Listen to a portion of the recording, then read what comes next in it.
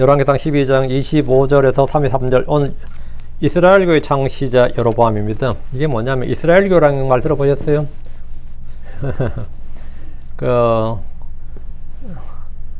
모세부터 솔로몬까지는 그냥 우리가 말해서 유대교죠. 이스라엘은 단일 종교였습니다. 그런데 유대교는 단일 종교고 종파가 없냐 그러면 그건 아니죠. 처음으로 이제 소위 말하는 종교 분열이 있었어요. 그 마치 이 캐톨릭이 하나죠. 그러다가 동방정교 로마 캐톨릭과 동방정교로 이렇게 대분화가 한번 있었죠. 대분열이 한번 있었던 것처럼 사실은 똑같은 거예요. 똑같은 건데 대분열이 한번 있었던 거죠. 그리고 이제 또 다음에 한번 있었던 게 개신교 소위 말하는 프로테스탄트라는 또 대분열이 한번 있었죠. 그럼 그거는 완전히 대분열이 한번 있었거든요. 그와 같이 유대교에서 한번 일대 그 종교 분열이 한번 있었는데 그게 뭐냐면 유대교와 이스라엘교로 분리가 되는 거예요. 남한국은 유대 종파를 유다 집하고 유다의 집이니까 유대인 그 유대교고 북한국은 이스라엘 집하니까 뭐 이스라엘교 이렇게 유대교와 이스라엘교의 대분리가 한번 있었습니다. 이 두 개는 뭐 뿌리는 같은데 엄청나게 큰 차이를 보였어요. 엄청난 큰 차이를 보였는데 그래서 이거는 뭐 로마 캐톨릭과 로마 서방정교와 서방정교 동방정교의 분리보다 더 큰 갭이 생긴 거죠. 근데 유대교는 본래부터 전통에 내려왔던 거고 새로운 분리된 종교가 뭐냐면 우리 이스라엘 지파에서만 통용되는 이스라엘교를 하나 만든 거죠.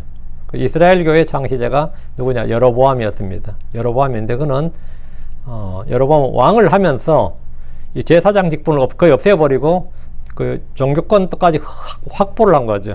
그 여로보암이 그 자신이 완전히 그 정치와 종교를 장악을 하는 그게 바로 이스라엘교예요. 이스라엘교 창시자 여로보암입니다.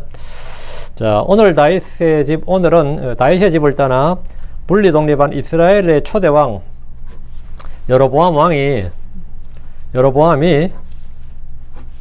처음 한 일, 왕이 된 후에 처음 한 일이 뭐냐 하면 이제 왕도를 건설하고 수도를 일단 건설해야 되고 다음에 유대교와 분리된 이스라엘의 종교, 즉 이스라엘교를 새로 만드는 것이었습니다.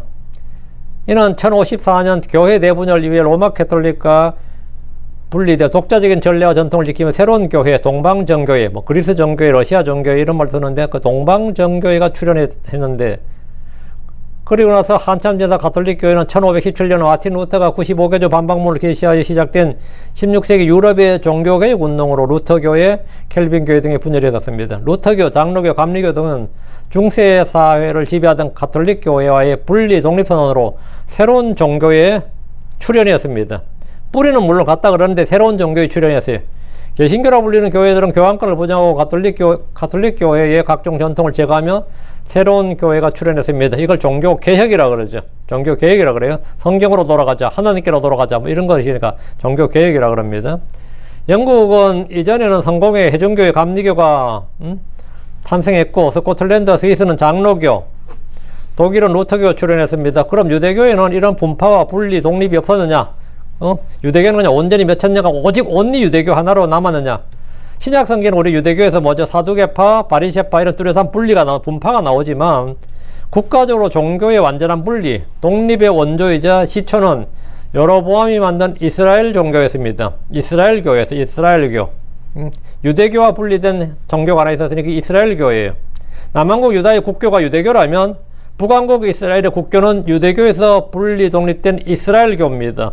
정치만 분리된 게 아니라 왕조만 분리된 게 아니라 종교도 분리됐다고. 이 둘은 가톨릭과 동방정교의 차이나 가톨릭과 개신교의 차이보다 훨씬 더 큰 분리 독립이었습니다. 이스라엘이 로보암을 거부하고 그들의 왕으로 선택한 사람은 에브라임 지파의 여로보암이었습니다. 여로보암은 솔로몬의 종이었고 용사였습니다. 그는 예언자 아이야를 통해서 이스라엘의 왕이 될 것이란 신탁을 받았습니다. 마치 사울이 사무엘에게 왕이 될 것이라는 신탁을 받고 기름 부음을 받았듯이 여로보암도 주의 말씀을 통해 그가 솔로몬의 사후에 이스라엘의 10지파를 이끌어 왕이 될 것이란 예언의 말씀을 받았고 그 사실이 알려졌습니다. 다윗이 사울 생전에 그가 사울을 이어 왕이 될 것임이 알려진 것처럼 여로보암 역시 그러했습니다.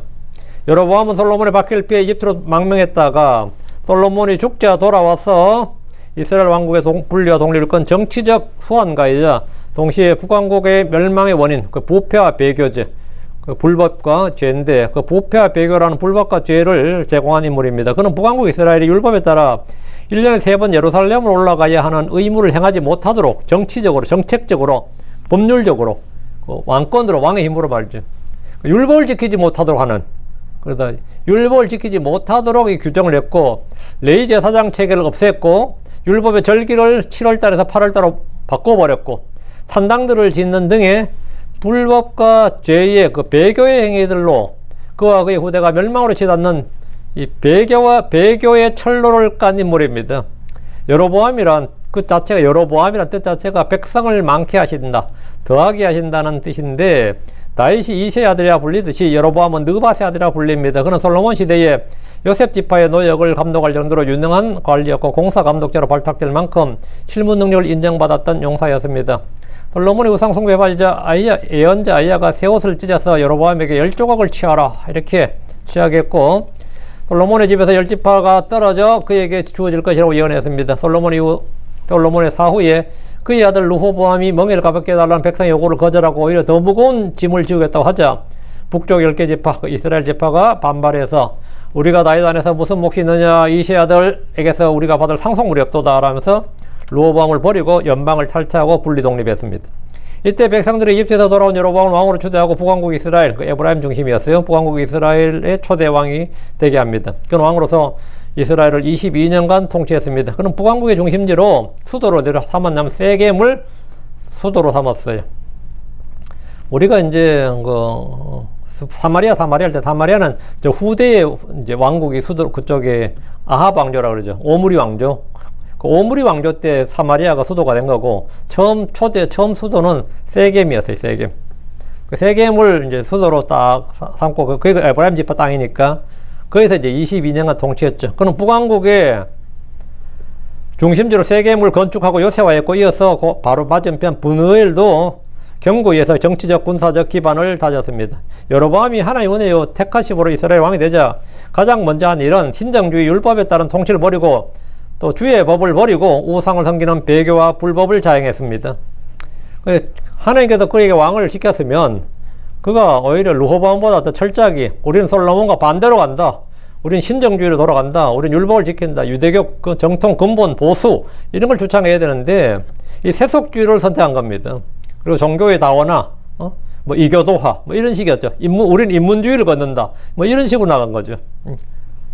그러니까 율법에 따른 통치를 버리고 주의 법을 버리고 우상을 섬기는 배교와 불법을 자행했습니다. 여로보암 왕이 되자 곧바로 모세 율법을 따르는 유대교 근본주의, 신본주의를 버렸습니다. 그는 일종의 종교 개혁을 단행했는데 회개와 겸손으로 주를 찾고 온 백성으로 하여금 율법으로 돌아가자, 우리 이스라엘은 율법으로 돌아간다, 이런 운동을 한 것이 아니라 더 이상 모세 율법을 따라 주를 섬기지 말자는 우리 시기의 종교를 만들자, 우리 시기의 이스라엘식의 그 토착 종교를 만들자, 약간 변형 토착 종교를 만들자, 이렇게 그리고 율법에 따라 주를 섬길 것이 아니라 우리식으로 주를 섬기자는 이 배교와 타락 운동을 시작했습니다.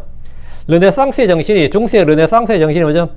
중세에서 이제 근대로 옮긴다 할 때 그 르네상스의 정신이 신이 아닌 사람, 성경이 아닌 이성과 학문, 이게 슬로건이었죠. 하나님 중심에서 사람 중심으로, 그 인문주의라고 그러죠. 성경이 아니라 인간의 이성과 학문이란 인본주의의 혁명이 그 르네상스 혁명이라고 그래요. 그 르네상스의 혁명이 있었듯이 여로보암은 지금까지 몇백 년, 모세 이후로 몇백 년간 내려온 그 율법을 문자 그대로 따르는 그 율법을 문자 그대로 따르는 근본주의, 정통 보수 신앙을 버리고 우리의 실정에 맞게, 사람들의 요구에 맞게 통치의 수단으로 종교를 활용하는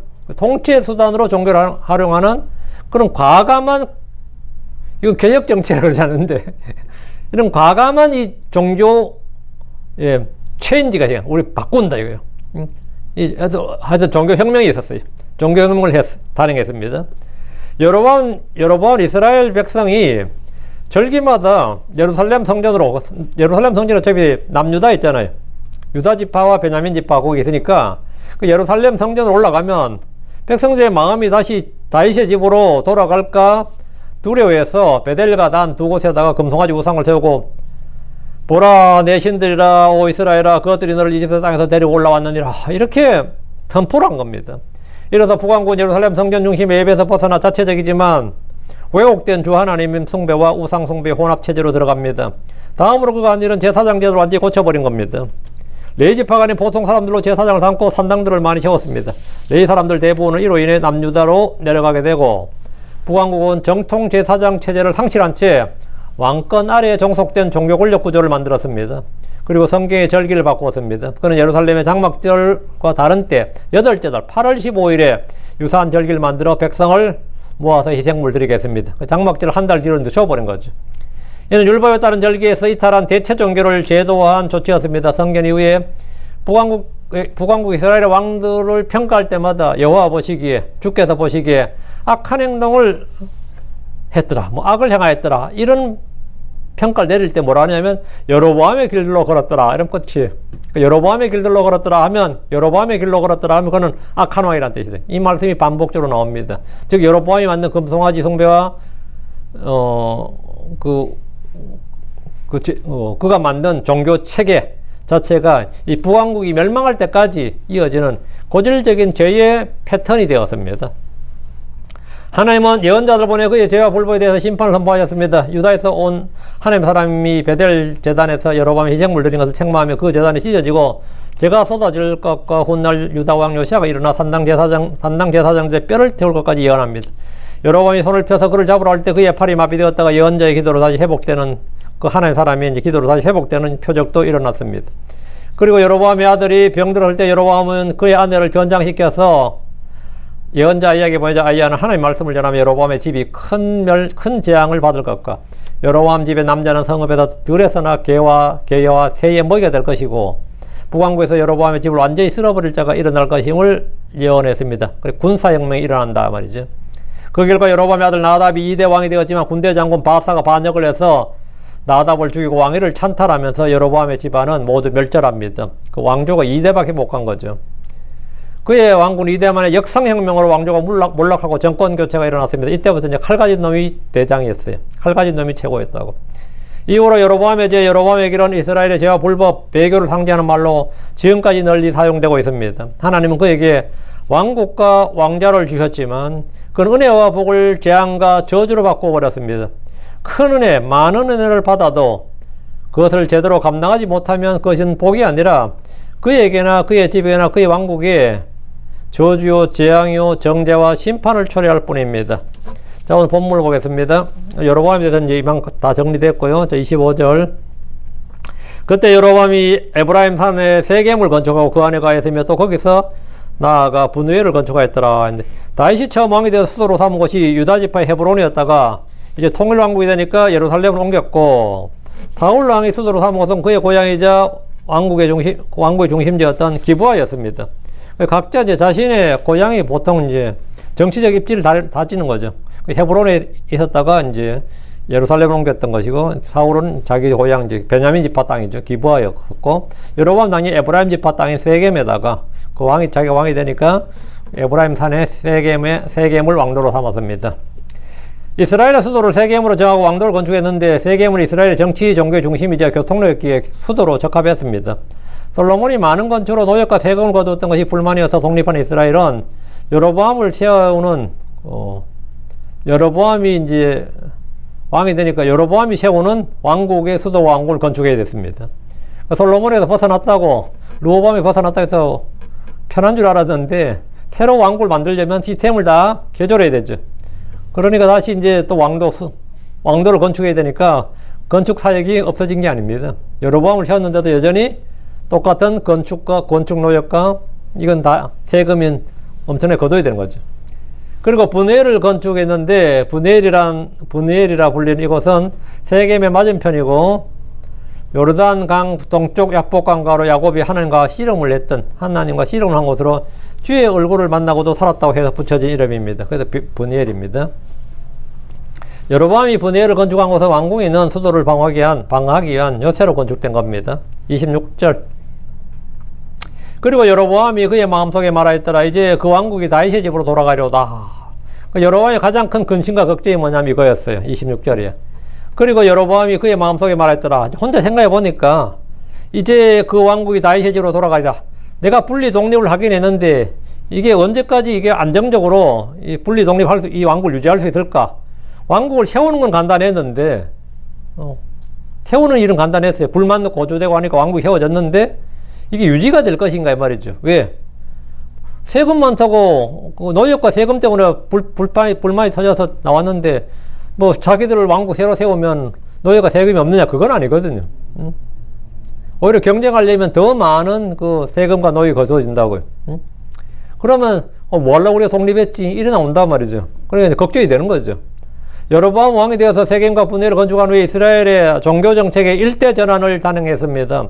그의 마음속에서 말하였다는 것은 혼잣말 했다 생각했다는 건데 우리도 마음속으로 생각하면서 많은 말을 할 수 있습니다. 여로보암 속으로 말하기 이제 그 왕국이 다윗의 집으로 돌아가려다 이렇게 걱정을 했습니다. 정치적으로는 완전한 분리가 일어났지만 종교적 분리, 독립은 없었기 때문입니다. 이스라엘은 율법에 따라 1년에 3번 예루살렘으로 올라가야 됩니다. 성전으로 가서 희생물을 드려야 됩니다. 그렇게 되면 이스라엘 여전히 다윗의 집에 종속될 수밖에 없습니다. 11조도 내야 되죠. 성전세도 내야 됩니다. 그러면 그럼 어떻게 되는 거야? 우리 뭐 정치적으로 독립했지 결국은 백성들은 다 마음이 그쪽으로 예루살렘을 향하게 되면 곤란하지 않느냐 이거죠. 그 정통성 문제에서 좀 문제가 터지는 거죠. 정통성 문제에서 남왕국이 사실 정통이고 우리는 그것도 격가지가 된단 말이죠. 그렇게 되면 안 되죠. 왕의 입장에서.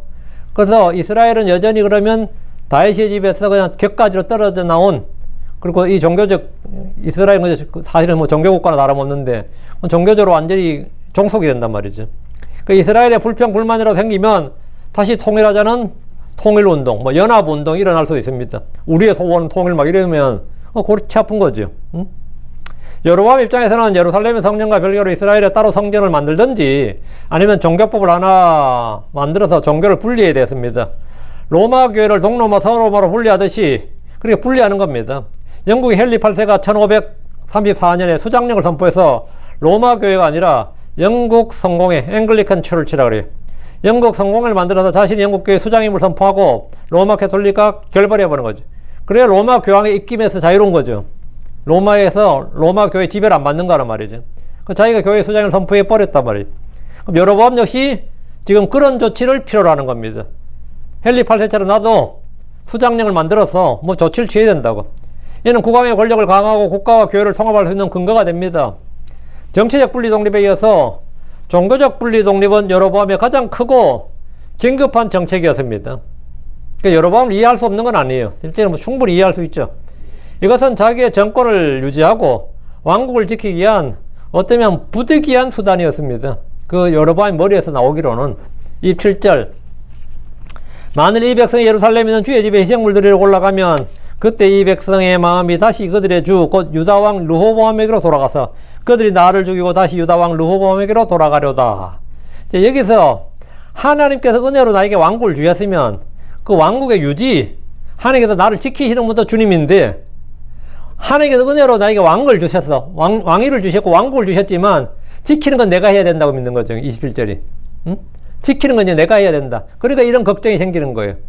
하나님께서 나를 왕으로 세우셨고 왕을 주셨으니까 하나님께서 나를 지키신다 그러면 이런 문제가 없는데 하나님 나에게 왕국을 주셨지만 내가 잘못 지키면 나는 백성들의 죽임을 당하고 왕국은 다시 홀라당 르호보암에게로 돌아간다 말이지. 그러면 나는 뭐가 되느냐 이거예요. 이게 제일 큰 걱정이었어요. 여로보암의 고민과 염려가 그대로 드러나 있습니다. 그런데 이스라엘 백성이 예루살렘에 있는 주의 집에 희생물을 드리러 올라가면 남북 왕국은 정치적 분리가 되었지만 여전히 단일 종교 체제 아래서 단일성 통일성을 유지할 수 있습니다. 활발한 인적 물적 교류도 일어납니다. 왜? 성지순례를 그냥 가냐? 물건을 가지고 갈 거 아니에요. 뭘 가지고 가? 뭐 돈을 들고 가든지 먹을 걸 들고 가든지 양을 가지고 가든지 11조를 들고 가든지 그러니까 이러면 활발한 인적 물적 교류가 일어난단 말이에요.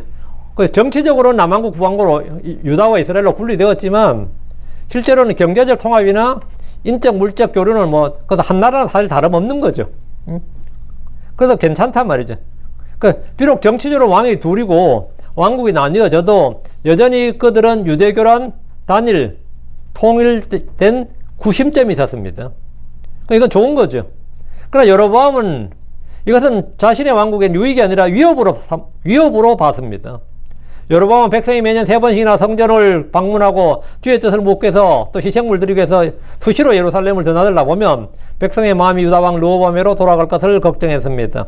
문제는 거기서 그치지 않고 여로보암을 죽이고 다시 유다왕 르호보암으로 돌아가는 것이었습니다. 이스라엘 안에도 다윗의 집을 왕으로 유일한 정통으로 인정하고 예루살렘 성전 예배만이 정당한 것이고 율법에 부합한다는, 이게 뭐죠? 다윗의 왕조가 사실 하나님이 세우신, 하나님 기름 부신 유일한 정통 왕조단 말이죠. 역사적으로. 그리고 예루살렘 성전만이 뭐죠? 하나님이 인정하고 기름 부은 그런 하나님이 인정하고 하나님이 임재 그 영광의 구름이면 그 유일한 하나님이 구별하신 장소고, 이 정도는 일반 백성들도 그 보수 정통은 뭐다? 한마디로 예루살렘, 이게 예루살렘에 가서 예배 드린 거, 희생물 드린 게 이게 뭐 율법에 부합한다. 이게 그 당시 이스라엘 안에서 뭐죠? 이게 보수 우익이에요. 그러면 이스라엘 안에 보수 우익 세력이 일어날 수 있단 말이죠.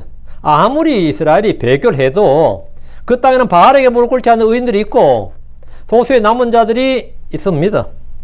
그럼 여로보암도 아무리 자기도 아무리 자기가 정치적으로 권력을 가졌다 하더라도 자기 왕국에서 혹시 발생할 수 있는 이런 유대교를 지키자, 율법을 수호하자는 이 종교 부흥 운동, 아니면 종교 개혁, 보수 우익 세력에 겁이 나는 거죠.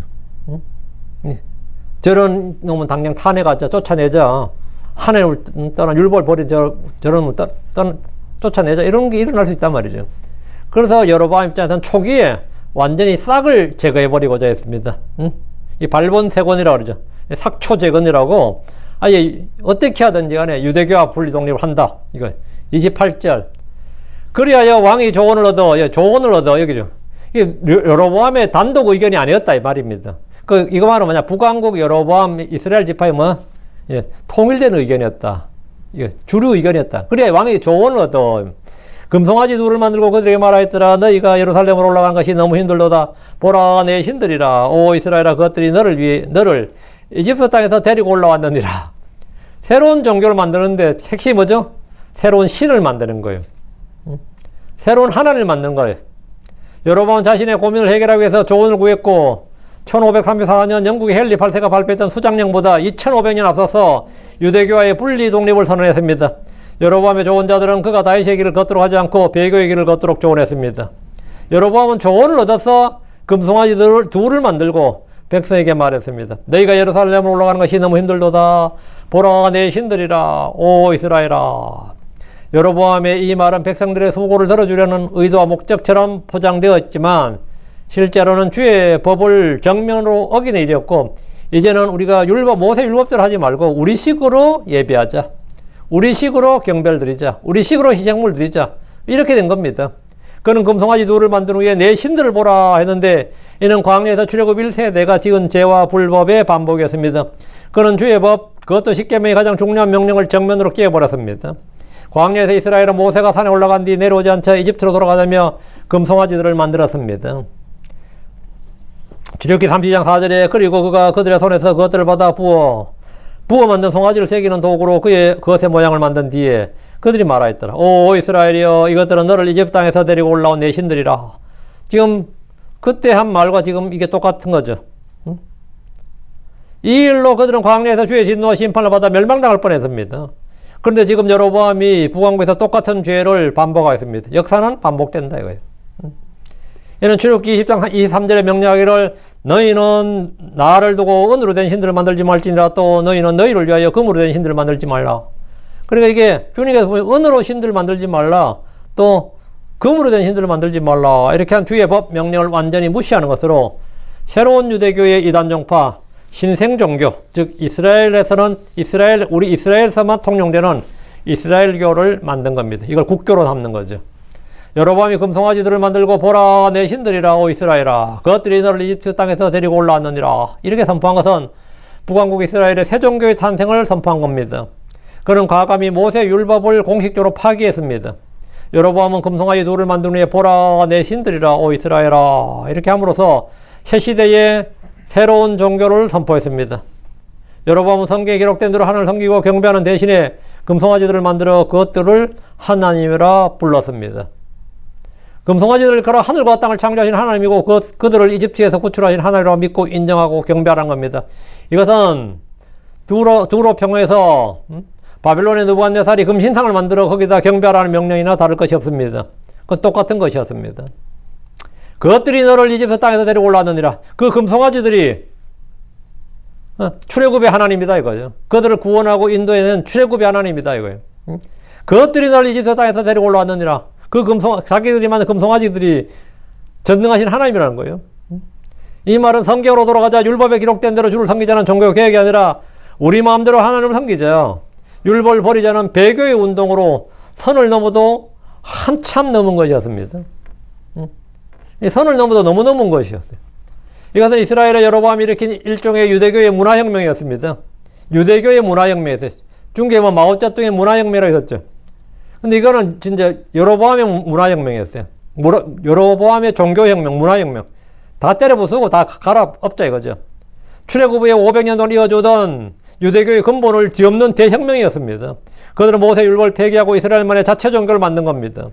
이스라엘은 유다와 분리한 후 다윗에게라 불리는 모세 율법을 바탕으로 하는 신정주의를 포기하고 솔로몬이 말년에 보여준 인본주의, 태속주의, 혼합주의, 다원주의를 채택했고 아예 금송아지들을 신으로 선포하는 새로운 이스라엘교를 만들어 버렸습니다. 이스라엘교를 신생종교예요. 이스라엘교가 만들어진 겁니다. 오 이스라엘아 그것들이 너를 이집트 땅에서 데리고 올라왔느니라. 이 말은 유다 지파의 유대교가 결별하고 새로운 이스라엘교, 새로운 신들을 만든 겁니다. 29절이죠. 그리고 그가 하나는 베델에 두었고 다른 하나는 단에 두었더라. 두 개 만들어서 이제 남쪽에 하나 북쪽에 하나 둔 건데 여로보암은 자신이 만든 금송아지 둘을 하나는 베델에 다른 하나는 단에 두었습니다. 여로보암이 금송아지를 둔 베델과 단은 전통적으로 이스라엘 사람들이 신성하게 여기는 곳이었습니다. 베델은 뜻이 자체가 엘잖아요. 이게 집이 그죠. 엘은 하나님이니까 뜻이 하나님의 집이라는 뜻이고 예루살렘에서 약 12~13마일 정도의 거리에 있었고 좋은 샘이 많은 곳입니다. 이것은 아브라함과 야곱이 주께 제단을 쌓은 곳이고 사사시대에 언약궤가 있었던 곳입니다. 단 일찍이 단 지파가 이곳에 자기들의 자체 산당과 자기들 제사장을 소유했고 제사장을 세웠던 제사를 소유하고 제사장을 세웠던 그게 단이죠. 단. 베델은 북이스라엘의 남쪽 경계 지역이고 단은 북쪽 경계 지역에 있었기 때문에 교통의 편의성에서도 좋았습니다. 10개 지파가 각각 이동이 편한 곳, 지리적으로 가까운 곳에 예배의 저소에서 금송아지를 주었고 각자 편한 데로 가서 헌물 드리고 경배 드리라 이거예요. 이게 우리 하나님입니다. 이제부터 이게 우리 하나님입니다. 이렇게. 30절입니다. 그리고 이 일이 죄가 되었으니 이는 백성이 그 하나 앞에서 경배하러 단까지 갔기 때문이더라. 둘 중에 하나. 그 하나 앞에 경배하러 단까지 갔다. 여로보암이 세운 금송아지들을 하나님으로 섬기도록 하는 일은 온 이스라엘에게 죄가 되었습니다. 이 일은 십계명을 정면으로 어기는 불법이었습니다. 이 일은 하나님 택하신 도시 예루살렘을 배척하는 일이었고 하나님의 집인 성전을 멸시한 일이었습니다. 율법시대의 성막과 성전은 주님의 처소였습니다. 그런데 이들은 그들이 만든 금송아지의 처소를 주의 집 성전으로 부르고 거기에서 분향하고 희생물을 드렸습니다. 이스라엘은 기도를 할 때도 주의 거처가 있는 예루살렘을 향해서 기도하도록 되어 있습니다. 그런데 베델과 단에 금송아지를 두고 경배함으로써 주의 말씀을 깨워버렸습니다. 그리고 그 앞에서 헌물 드리고 기도하고 이렇게 그렇게 한 거죠. 백성들은 여로보암이 세운 한 금송아지 앞에 경배하러 단까지 갔습니다. 단은 제일 북쪽 경계지역인데 그까지 갔다고요. 그 하나 앞에란 말은 여로보암이 만든 금송아지들 중에 하나 앞이란 말입니다. 여로보암이 만든 금송아지 한 마리를 단에 두었는데 백성들이 거기까지 가서 경배했습니다. 배교와 불법에 분노하고 정의의 정상인데 이 왕이 아무래도 이거 너무했다. 이럴 수는 없다. 이래야 정상이죠. 그게 백성들의 정상인데 그럼 저항을 해야 되고 뒤집어 엎어야죠. 근데 그런 의인들은 그 땅에 없었습니다. 물론 무릎 꿇지 않는 이 여로보암의 정책에 순종하지 않고 동조하지 않는 사람들은 당연히 부강부도 여러 있었겠지만 그렇게 저항운동이 적극 일어날 수는 없었다면 그만큼 이제 일정 소수였고 압도적 다수가 배교의 길로 왔다 이 말입니다. 31절입니다.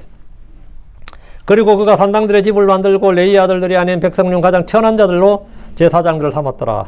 여로보암의 종교계획은 율법으로 돌아가자는 것이 세속화, 율법으로 돌아가는 것이 아니라 세속화, 우상화로 가자는 것이었습니다. 그는 성전 대신에 산당들의 집을 만들었습니다. 이는 거룩한 성전을 무력화하는 조치였고, 이제 더 이상 우리에게 성전은 필요 없다.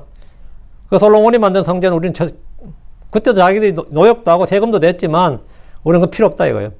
성전 건축 이전까지 이스라엘 사람들은 산당에서 주로 예배를 드렸기에 산당들을 지은 것은 성전 건축 이전 시대로 돌아가자는 겁니다. 성전 건축 이전 시대로 돌아가자는 것으로. 솔로몬의 성전의 위상을 완전히 뭉개려는 시도였습니다. 산당들에는 주의 임재도 언약도 없었습니다. 하나님이 제작하도록 하신 성소의 기구들도 없었고 제단도 분향단도 없었습니다. 그러면서 여로보암은 산당들로 예루살렘의 성전을 대신했습니다. 하나님께서 지시한 대로 만든 제단이나 이런 게 아니라 자기들이 만든 전부 다 짝퉁들로 전부 다 대체하는 겁니다. 대체 종교가 된 거죠. 대체 종교로. 그리고 다음으로 그거 아니라 뭐냐, 제사장 체계를 바꾸는 일이었습니다. 왜? 제사장들은 참 이런 게, 레위 지파 제사장들은 여로보암이 만든 그 금송아지 앞에서 헌물을 드릴 수가 없는 거죠. 아무리 레위 지파가 뭐 해도 그렇다면 내 말 안 듣는 제사장 제도를 놔둘 필요가 없는 거지. 그래서 레위 제사장 체계를 아예 바꿔버렸습니다. 율법에 따르면 제사장들을 레위 지파가 맡았고 이는 주님이 그들을 제사장 지파로 선택하셨기 때문입니다. 그런데 여로보암은 하나님이 세우신 레위 제사장 체계를 깨고 온 백성에게 문호를 대폭 개방해서 아무나 제사장이 될 수 있도록 했습니다. 이게 뭐죠? 귀해의 균등이야. 우리는 제사장 제도를 온 백성에게 오픈한다 이거예요. 우리는 종교개혁을 단행한다 이거죠. 독점 체제를 깬다 이거죠.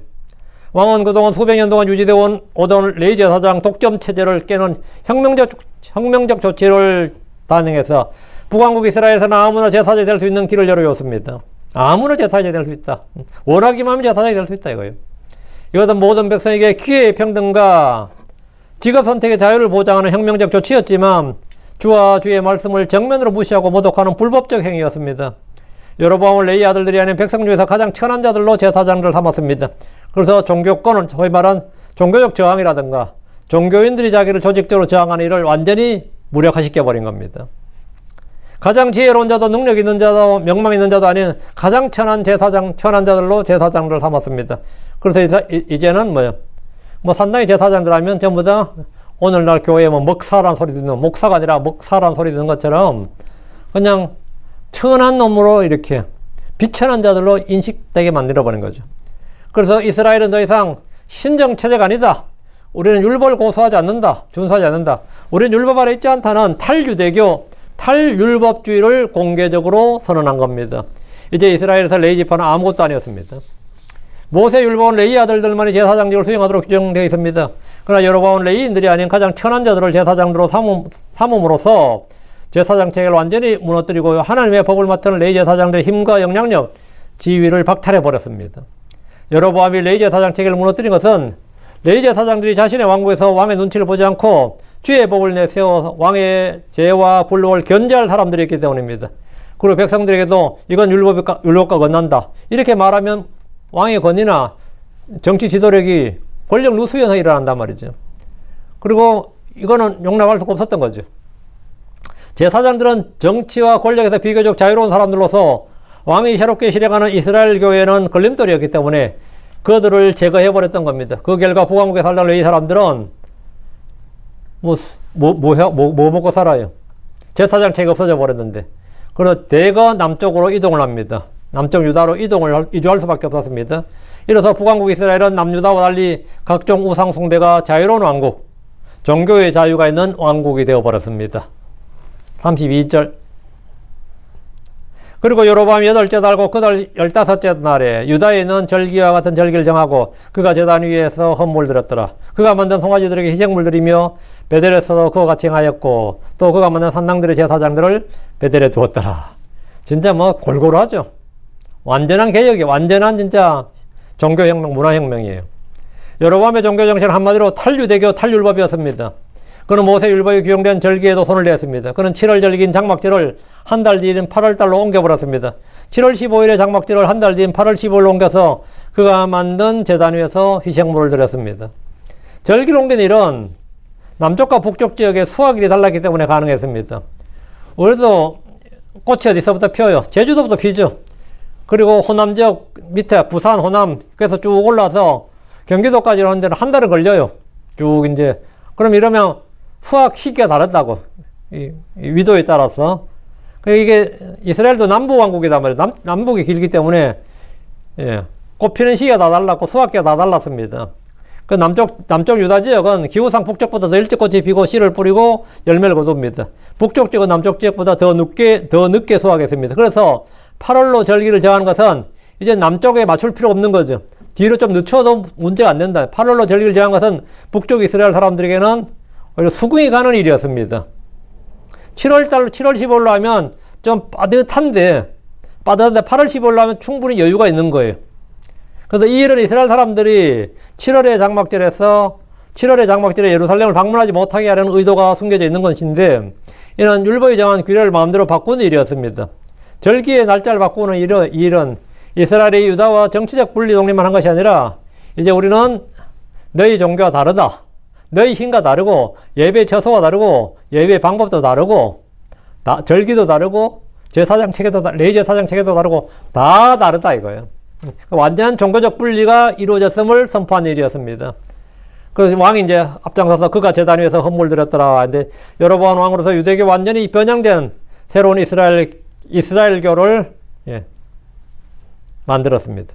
여로보암이 만든 이스라엘교는 유대교와 성전 체계가 다르고 예배 장소가 다르고 절기가 다르고 제사장 체계가 완전히 달랐습니다. 여로보암은 그가 만든 제단 위에서 헌물 드렸고 그가 만든 송아지들에게 희생물 드렸습니다. 그는 자신을 왕으로 세우신 하나님께 희생물 드리지 않고 그가 만든 송아지들에게 희생물 드렸어요. 그는 베델에서 분양하고 희생물 드렸습니다. 예루살렘에서 희생물 드린 게 아니고 베델에서 분양하고 희생물 드렸다고. 나를 만드신 하나님께 헌물을 드리지 않고 내가 만든 하나님께, 내가 만든 신에게 희생물 드린다.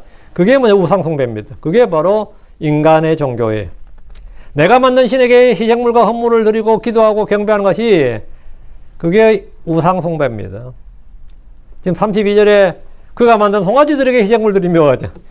그가 하나님께, 자신을 만든 하나님께 희생물 드려야 되는데, 나를 만든 하나님께 희생물 드려야 되는데, 내가 만든 송아지들에게 희생물 드린다고.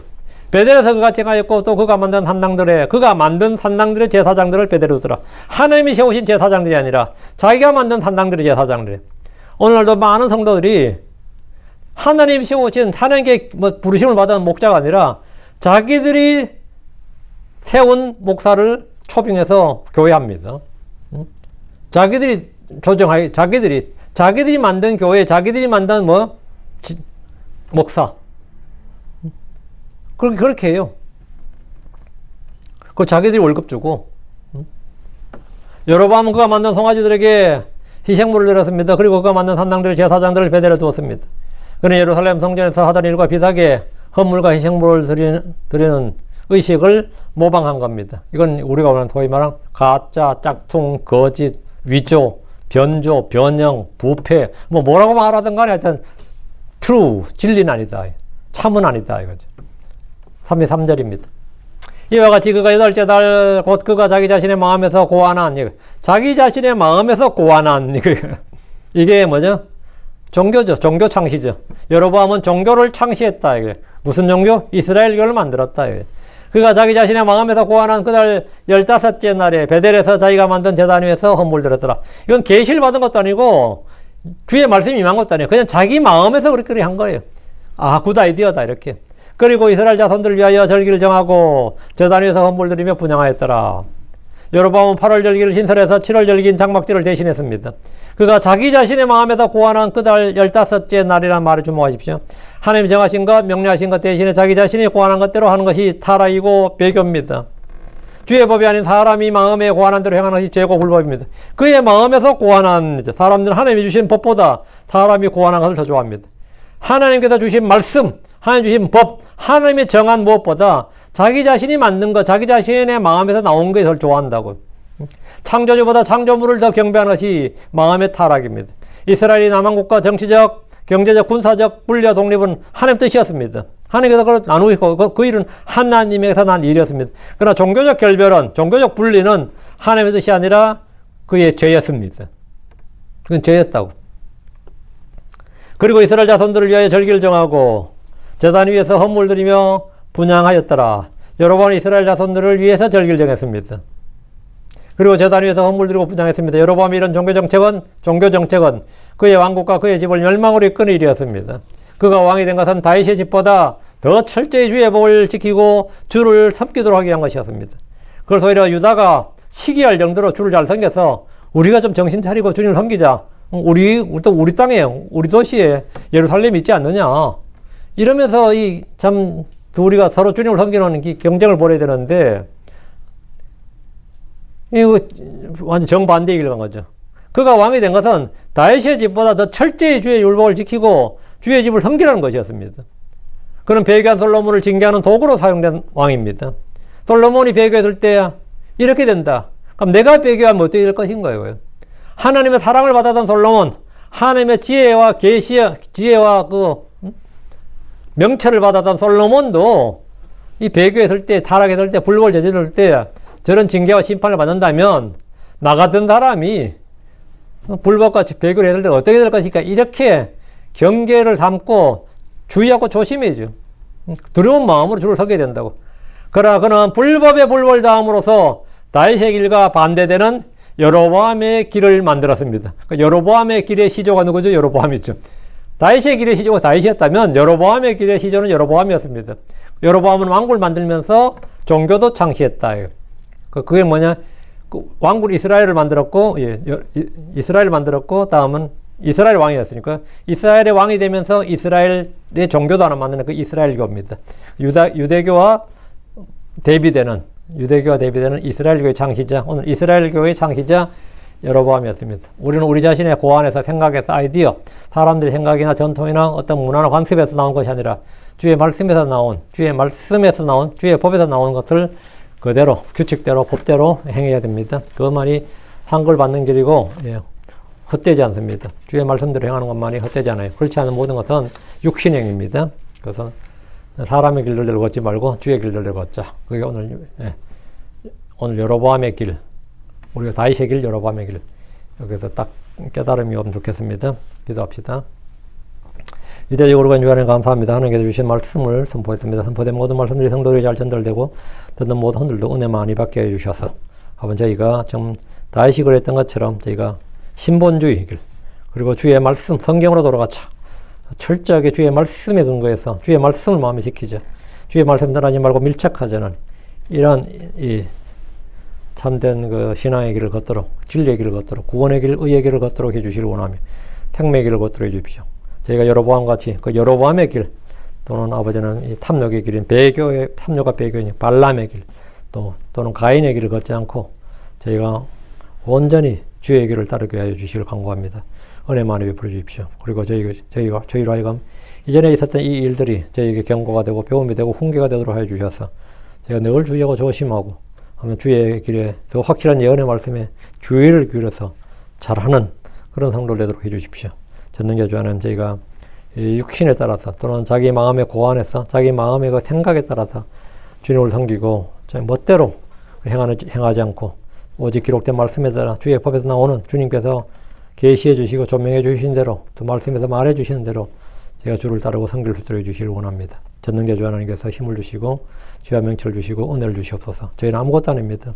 주님께서 힘을 주시고 주님께서 저희를 또 진리 한가운데 인도해 주시고 그렇게 해도 저희가 자꾸 곁길로 빠질 때가 있는데 주 하나님 저희가 좌로나 우로나 치우치지 않고 오직 그 주님의 제시하신 의의 길, 진리의 길, 생명의 길, 구원의 길 믿음의 정로를 따라 걷게 해주셔서 조금이라도 좌로나 우로나 치우침이 없도록 오직 의의 길이신 주님 그 자체를 그 길 그 한가운데로 그 진리 한가운데로만 치우침 없이 걷게 해주셔서 참으로 저희가 달려갈 길을 마치고 표대신 예수님께 잘 이루고 그 주님 또 주님 오시는 그날에 저희가 주님을 만났을 때 또 믿음의 좋은 평판을 받게 해주시고 선하고 신실한 종으로 그렇게 인정받기를 원합니다. 사랑하는 자는 저희가 주 하나님 앞에서 인정만 일꾼으로 그렇게 진리의 말씀을 올바로 나눠 공부하는 성도를 되도록 해주시기를 간구합니다. 감사드리며 주의 성기도합니다. 아멘. 아멘.